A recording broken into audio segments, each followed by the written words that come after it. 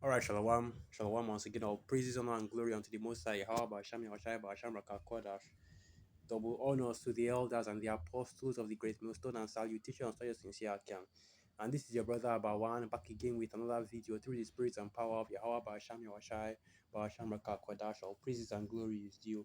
And what you have here is a Twitter article or a Twitter post from Nigerian journalist David Hundein. If you know him, he's probably one of the most controversial journalists that we have here in Nigeria.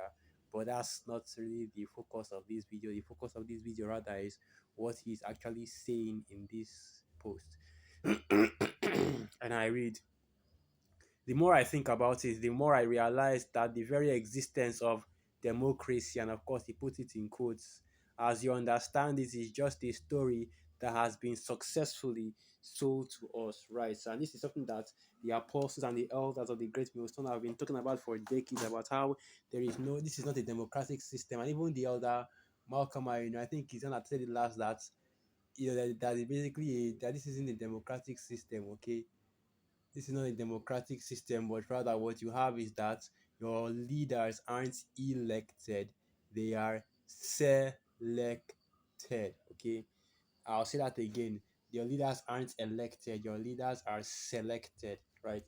And basically, the selection works in the form of just simply the elites of Esau, Edom, your true rulers, right? The different Edomites, or really Amalekites, if you want to be specific, but still Edomites, they are all Esau, Edom, the various Edomite banking families, your Rothschilds, your Rockefellers, your DuPonts, and of course, I will say this, that the DuPonts are more of a mining and diamond producing family than a banking family, right? So let's quickly do this. And what we'll also do is we'll also hew up the definition of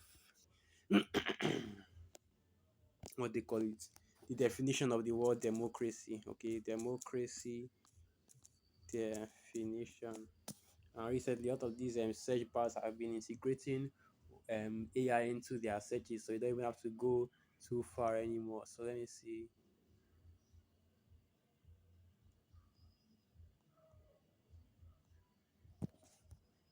Let me type in DuPont's family.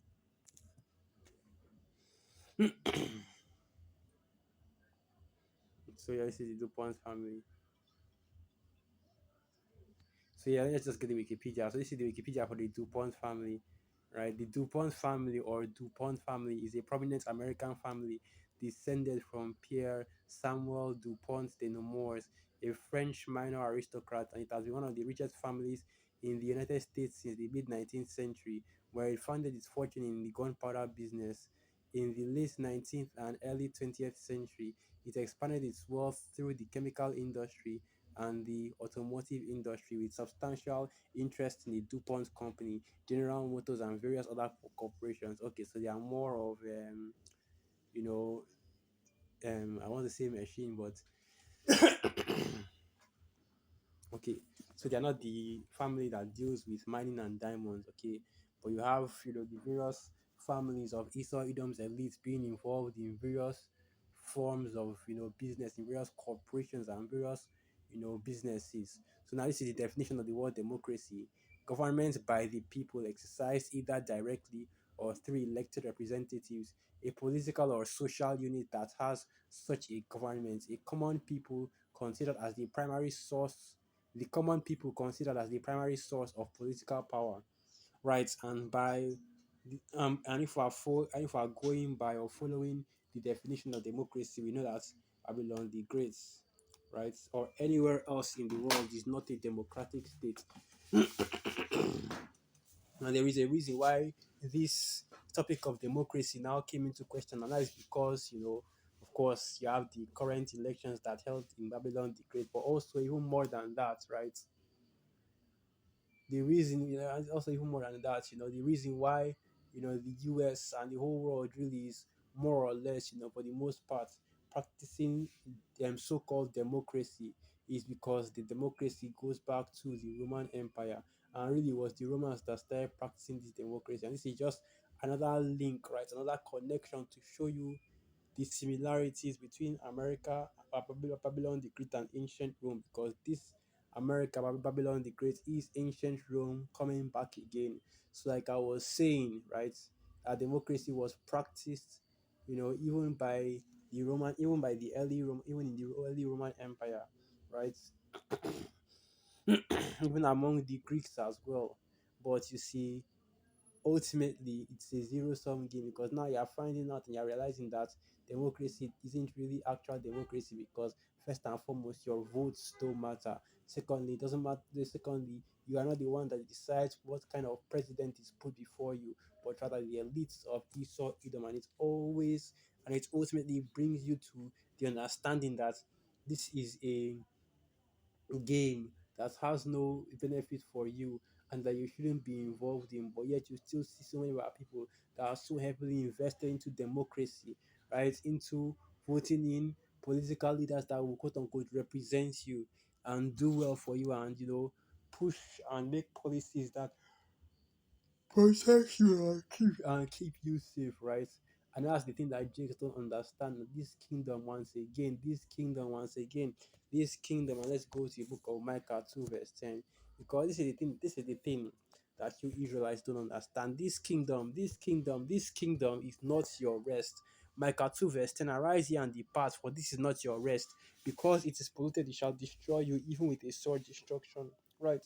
And that's why Drake has been unable to find any respite in this kingdom for ever since the transatlantic slave trade, and that is because this is not your rest, right? So, hey, they're not. So even if you go ahead and you vote your elected officials and you're trying to push, for and are trying to push for you, right? Trying to fight for you in the democratic setting, they are still going to be taken out at the end of the day, because once again, this is not your rest. This kingdom was not built for our people or built on the prosperity of our people, but rather it was built on the opposite. It was built, on the destruction. It was built on the downfall of our people, right? So let's continue back on the article that he was actually going into. When have the people ever actually had the opportunity to choose their leaders? Who decides what candidates get to run in an election? Is it you? In 2023, why did Nigerians end up having to choose from a drug kingpin with urinary incontinence, a former VIP who made a fortune off the back of public services, and Peter Obi? And this is, of course, a callback to the Nigerian elections that happened just a year, ironically, before these American elections. You had the different candidates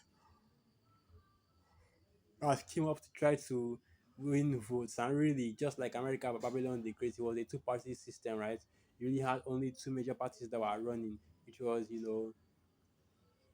ultimately the main party, right? The major party got the majority votes, and you now have our current new president. Now everybody suspects that foul play may have been at work there, which of course it always is in every single Nigerian election, right?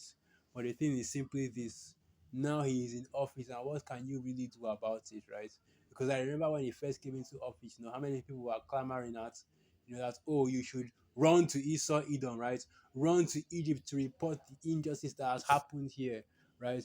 Run to Esau, Edom, and tell them that that they should demand a recount. This is an illegal malpractice of the democratic system, so on and so forth.